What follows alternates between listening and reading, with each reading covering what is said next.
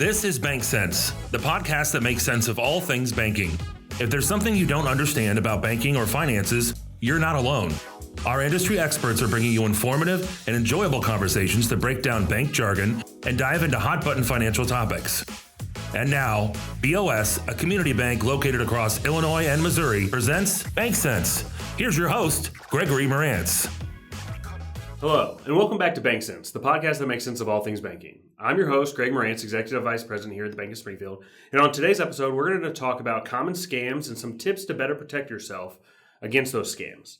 I'm joined today by my guest, Stephen McMillan, our Information Security Officer here at the Bank of Springfield, who's located in Springfield, Illinois at our Wabash location. Steve, welcome. Thank you for having me. Yeah, thanks for joining us today. Before we get into our topic, can you tell us a little bit about yourself and your background and how long you've been at the bank? Sure. So I started here about 15 years ago this month, so it's been a good run here so far. Started in the systems inside of the house, servers and workstations, things like that, and migrated to security here maybe a couple of 2, 3, 4 years ago. And it's been a good run. I've run doing everything from antivirus work to helping out the fraud department on consumer scams, and that's why we're here today. Yeah, we're here today to talk about fraud, which has been a reoccurring theme on the BankCents podcast. But it's always at the top of our mind, and I'm sure within the 15 years you've been at the bank, fraud has evolved significantly. Seen a lot of it. Yeah, it's changed a lot. And so today we're really going to dive into the scams we're kind of seeing today and more frequently than we were, 15 years ago. Sure. So let's dive right in. And the first scam we're going to talk about today is Deepfake Scams. For our listeners, because that might seem like a completely foreign term to them, what exactly is a Deepfake Scam? Yeah, so a Deepfake scam is basically a video or audio recording, or sometimes a real life, a FaceTime or a phone call type of thing that has been snipped together using artificial intelligence. So that's basically just a fancy computer that will do some clever things and is able to stitch, some small phrases that maybe you and I would have in conversation on the daily. Just taking little words here and there, and artificial intelligence can put those together and form some kind of script, as they say, and it can basically try to trick a user into doing certain tasks, wire monies, or anything like granting access to your computer, things like that. Yeah, and I think those deepfake scams have become increasingly more real and harder to tell what's real and what's fake, especially if you see the ones with video. And the voice obviously are just as hard to tell which one's real and which one's not. Right. What are some tips on figuring out how you know if it's real or not? Sure. And we talk about this, in our internal meetings and things like that. And so what we tell our individuals, and same thing applies to consumers, is that if you want to look real closely at the screen, if it's the video call, audio calls are just a little bit different. But on a video call, you might see some pixelation on the screen so that it gets a little grainy across the screen. You might notice the audio is kind of tinny or kind of splotchy here and there. Sure. On the audio calls, you'll see the same thing. You'll hear it. It's got that tinny, that broken audio type of thing.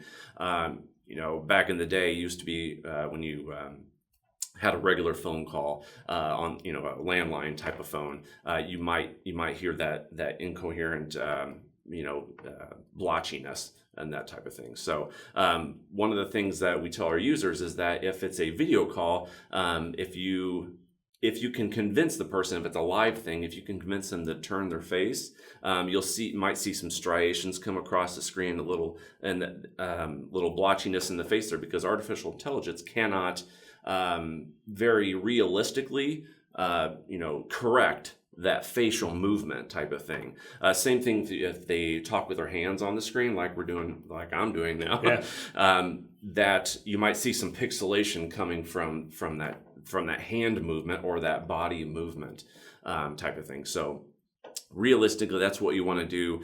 You want to kind of listen also to the words that they're saying there, because artificial intelligence on those deepfakes tends to be very grammatically correct. So you and I won't talk with those attenuated commas and periods Sure. and question marks in there type of thing. So if it's very formal, very grammatically correct type of thing, you'll notice that type of thing. And that's not very common type of thing. So we tell our users, slow down, let's be patient with, whatever we're trying to do. Let's not take action on things that might be odd for us to do.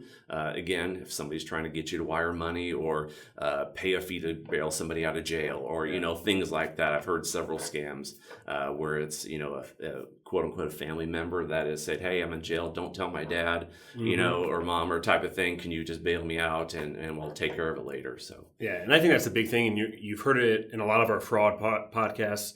And you're going to hear it more today, is that when in doubt, if something seems a little fishy, slow down. If they're trying to get you to do something fast, take a minute, take a step back, call somebody to maybe help out with it, and just try to slow things down because they're always going to make you do things quickly. Right.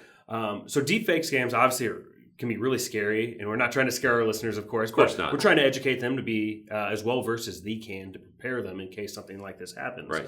So let's dive into a few more different scams that we can kind of brush up on and inform our listeners on. Sure. So the next one I want to talk about is technical support scams. Sure. Why don't you just dive in and kind of tell us what we're looking at when we hear about a technical support scam? Yep, absolutely. So this is basically a situation where some type of maybe a technical company, Microsoft, McAfee, things like that, some company will call you and say, hey, we've detected a virus on your computer, or something to that effect, something that is detrimental to the person that that they're reaching out to. And essentially what they're trying to do is get you to either provide some type of account credential or remote to your computer so that they can clean up the virus, as it were.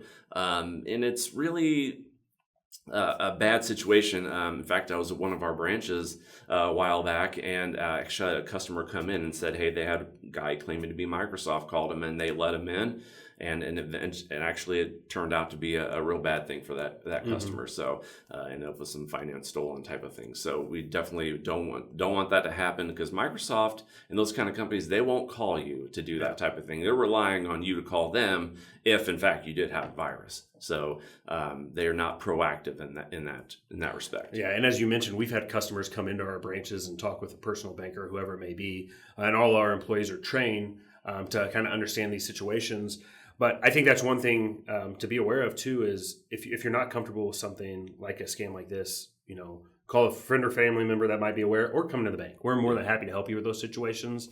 And there's no reason to be embarrassed when one of these situations happen either. Because sure, the more proactive we can be, the safer we can keep you. Yeah, like I said, our fraud department is very good. Our banking staff is very good. They can definitely deep dive into your accounts and figure out if there's been any malicious activity, that type of thing. Funds losing, that type. One of the things we always say in our fraud podcast is call a known number. So yeah, correct. Just because somebody says, "Hey, call me at this number," call a known number. If you work with a banker, whatever location you're at, whatever bank you're at, even if it's not at our bank, or if you have a lender you may work with or know well, call that known number and just ask them, and just try to double check and make sure it's safe. Because when it comes to protecting your account information, that security is paramount. Yeah, it's very easy these days to have a bad actor, what we call the bad guys, a bad actor.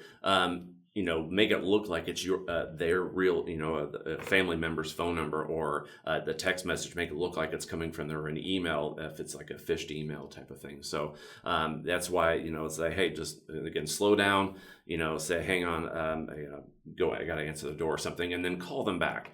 Call, that's in your contact list. The bank's website, go to that website, look at the phone number there, and call that number. Yeah, so you talked about the scams you might hear from a Microsoft saying your security needs to be updated or something like that. But there's some other phone scams out there, and from some of the most scary parts of the world being the IRS or the government, and saying you owe money to the IRS or something. Can you talk a little bit about those scams that we're seeing out in the world today? Sure, yes. We see a lot of that where the IRS will call you and say, hey, you owe X amount of dollars in back tax fees or whatever. And if you don't pay it today or within, the next 5 minutes or whatever the case is, we're going to issue a warrant for your arrest. And, that can scare individuals to trick them into doing that right then and there, is, because they don't want any legal action against themselves. So you can keep it on the up and up. And, it puts them in a bad position, because as soon as they wire that money, most likely, or pay that money or whatever, most likely that money's gone. And it's very, very difficult to get it back. Yeah, and with all these scams, the other factor that is always in there is the fear-based factor. They're always trying to scare you or make you nervous that you could get arrested or something else may happen. Or lose your data. Yep. If it's a system compromise, they say, hey, if you don't do this, all your pictures are going to get deleted because of, or whatever. And so what we always suggest on those IRS types of things, or the government, law enforcement, that type of thing, they don't contact you on a phone number. It's always in the post office. So if it's a phone call situation, it's best just to hang up and, again, go to the IRS's website, call the known number there, and they can direct you to whoever, and maybe they can verify if there was indeed a problem. But it's always, like you said, best to verify yourself and not trust who is calling you or who is texting you with that information. So. And, one of the newer scams that we're seeing outside of people calling you on the phone is the text-based scams. And I can't tell you how many times that I've gotten a text about a tollway that I went through in North Carolina, and I haven't been to North Carolina in 5 years. Talk to us a little about the text-based scams that we're seeing out there right now. Yeah, so what we're seeing a lot of is if you see those Apple iCloud texts or the tollway charges or whatever, there's usually a phone number in there. And what I usually do is take that phone number or a little bit of the verbiage of the text, and I put it into Google and I say, hey, what's this number? Or, the text from that message, and say, and it's very interesting. Like, a lot of people will either Google that or report it online. And so you might see the results from that Google search there that says, hey, this was a scam, or this number is part of a scam. But the phone number on those Apple or iCloud texts will change, from one person to the next. It may not be the same. So you can't always rely on that number being, the same all the time. It is a semi-unique experience there. So what we always also say is that if Apple iCloud is claiming that you did a charge $140-something or whatever, log into your account. Don't click the link to log in from the text message, but just go to apple.com, or on your iPhone, go into the screen there that shows your purchases, your subscriptions, that type of thing. See if you can correlate, see if you see that particular transaction. In the same way with your tolls. But, if you didn't, if you haven't been up to Chicago or on a tollway anytime recently, it's probably a scam. You don't have to worry about missing that one. So, but just log into that account. There have been a lot of Venmo ones to say, hey, maybe your Venmo, account credential or your account details, like banking account type of thing, have been lost. So, don't reply to that message or call that number. Just go to Venmo and type in your bank account information, or maybe it's still there. Now you really know it's some kind of fraudulent message. And I think the one thing I want to leave our listeners with about the text-based scams, a lot of these scams seemingly are targeted more towards elderly individuals. But when you get into the text-based scams, they're targeted towards individuals of all ages. Yeah. So we've seen individuals of all ages fall for any and all of these scams. And so just because you think you might be younger and more used to technology doesn't mean you're not at risk either. So absolutely not. I get them all the time. Yeah, you have to be diligent all the time. The last topic I wanted to jump into is basically based off an increased level of security that we've tried to put in and other businesses put in to increase security on your account information or whatever it might be. And that's multi-factor authentication. Yep. So before we get into exactly what that scam is, can you explain to our listeners what exactly is multi-factor authentication? And then can you tell them a little bit about the scams you're seeing with that? Sure. So the multi-factor authentication is, in general, it is a additional piece of security so that when you log into your account, whether it's your online banking, Facebook, anything like that, if you log in with your username and password, you might get a text message from them and say, hey, here's your 6-digit code. Take that code and you put it into the website or the app that you're trying to log into. And that really just increases the overall security of what you're doing. So basically, it's taking something you know and something you have. So you know your username and password, but you don't have that code until it texts it to you. So if somebody were to steal your credentials, then your username and password, then they could get part of the way in, but they don't have that code part to get in there. And that's the other thing is, if you get one of those texts but you haven't logged in type of thing. This kind of leading to that scam situation is, hey, you got this code.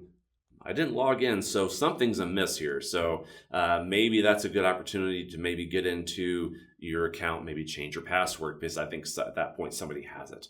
And so that's a lot with that multi-factor. But one of the other scams we're seeing is that you might be on the phone with someone, say they're claiming to be a bank employee, whether it's consumer business, whatever, and they say, hey, we're trying to get this done for you, whatever, and you just received a code. Can you give me that code? And I'll put it into my site here and get you in there. We'll get you all squared away. So that multi-factor code is really, really important to not give out to anybody. I use the analogy of, you've got your house, right? You've got a key to your house. That's your password, right? Mm-hmm. That gets you in that door, but is there an alarm on the other side? That multi-factor code is that alarm code that will stop that alarm from going off and keep you safe. So, so that's really big. So never ever give that multi-factor code away. It's a bad news thing. So yeah, and I think the overwhelming theme of this episode is be cautious with, that sensitive material that you have. Take your time, slow down. I think we talked about a lot of really good things, and hopefully our listeners are going to stay informed with the different scams that are out there. They're evolving every day. I mean, the deepfake scams with the AI, and it's crazy to think that we're in that world today where somebody might be on a video and they look real and everything about it seems real. But at the end of the day, it's a deepfake scam or something. Yeah. All the bad actors are just trying to get at us, and however they can, stealing account information, stealing your sensitive personal details, your money, anything they can do to either get that money right then, or maybe they're trying to do a steal your identity situation. Getting access to some of that stuff that will assist them in that process. Yeah, so we just want our listeners to be cautious when somebody's reaching out saying you have a security virus or something on your computer. If they're going to call and tell you that and try to get access to your computer, that's a big no-no. We don't want you to do that. Microsoft's not going to reach out to you via phone talking to you about that.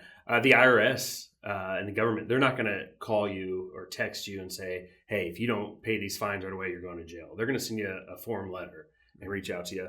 And then finally, the text-based scams that we talked about as well as multi-factor authentication. That's targeting everyone. And then what it is just trying to get access to you, so then they can talk to you more and hopefully get that sensitive information out of you. Sure.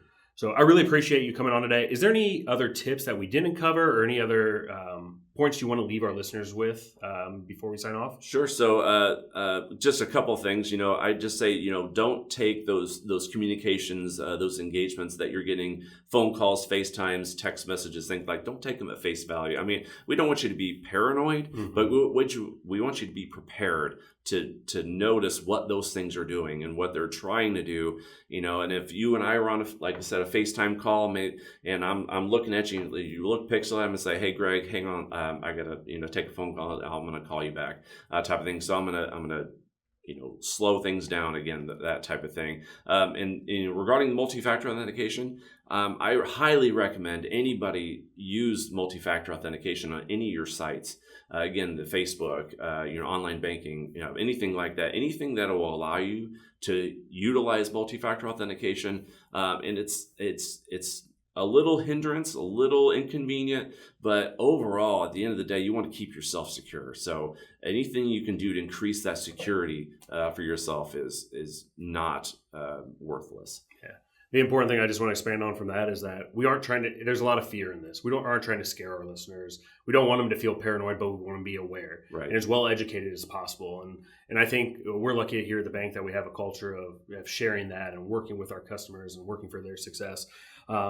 If for any of our listeners that need additional information, we have a blog out on our website at bankwithbos.com with a lot of good information. And we have other fraud podcasts that we've talked about, other fraud and other scams as well. So if you have the time to go listen to those, they're really educational and I think they help keep you informed. But when in doubt, if you run into a scam like this and you have questions, come to the bank. Come to the bank, call our known number. We are more than happy to help guide you through this because unfortunately it happens to everyone. Right. And the worst thing to do is feel embarrassed about it because the quicker we can act, the quicker we can help secure your sensitive information, at least on our end.